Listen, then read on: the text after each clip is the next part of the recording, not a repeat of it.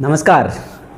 तमिलनाडु की विधानसभा में थलापति विजय की पार्टी ने विश्वास मत हासिल कर लिया है। अर्थात सरकार जो बहुमत सिद्ध करने के लिए प्रस्ताव लेके आती है उसको विश्वास मत कहते हैं। विपक्ष जब सरकार को की विश्वास नहीं है और हटाने के लिए जो प्रस्ताव लेके आती है उसको अविश्वास प्रस्ताव कहते हैं। तो आज सरकार के खुद के द्वारा विश्वास प्रस्ताव लेके आया गया और सरकार ने 234 सदस्यों वाली विधानसभा में विश्वास मत प्राप्त कर लिया है।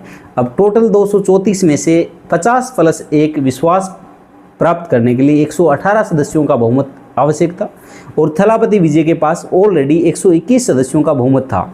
लेकिन सरकार ने विश्वास मत में अर्थात फ्लोर टेस्ट में 144 सदस्यों का बहुमत प्राप्त कर लिया। अब आप कहोगे 44 सदस्य कहाँ से आए, 144 सदस्य कहाँ से आएगी? तो 108 सदस्य इनके खुद के थे, 5 सदस्य कांग्रेस पार्टी ने दे दिया, दो सीपीआईएम और सीपीआई के हो गए और कुछ जो एक वो एमसी के पार्टी थे, दो एक सदस्य उनके थे और एक दो निर्दलीय थे। वो कुल मिला के 121-22 तो हो रहे थे। अब एक बड़ी टूट पड़ी है, वो एआईडीएम की पार्टी में पड़ी है। पलानीस्वामी की पार्टी है एआईडीएम के, उस पार्टी में सबसे बड़ी टूट पड़ गई है। उस पार्टी के विधानसभा में 47 सदस्य थे और 47 में से 25 सदस्यों ने सरकार को समर्थन दे दिया है। और ये समर्थन ऐसी सिचुएशन में, ऐसे समय में दिया गया जब एआईडीएम के पार्टी के द्वारा स्पष्ट रूप से व्हिप जारी कर दिया गया कि टीवी के पार्टी के खिलाफ वोट दें। इसके बावजूद 25 सदस्यों ने व्हिप के खिलाफ जाते हुए अपना समर्थन किसको दे दिया है? सरकार को दे दिया है।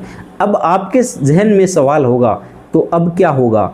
अब वो पार्टी तो टूट गई है, लेकिन जो 25 सदस्य जो टीवी के समर्थन में चले गए उनकी विधायकी जाएगी या रहेगी?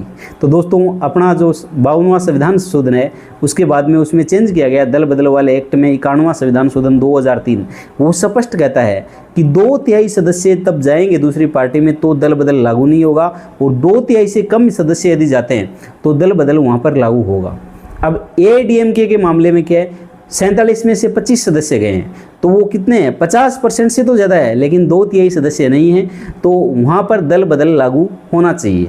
अगर लागू होता है तो उन सदस्यों की विधायकी जाएगी और अगले 6 वर्ष तक के लिए उनको चुनाव लड़ने पे भी प्रतिबंध लग सकता है। लेकिन सवाल ये है कि ये सब तय करने का अधिकार विधानसभा के अध्यक्ष को है और विधानसभा अध्यक्ष किसका है? जिस पार्टी की सरकार है और जिस पार्टी को समर्थन दिया गया है। तो ऐसी सिचुएशन में आप विधानसभा अध्यक्ष से ज़्यादा उम्मीद कर नहीं सकते हो।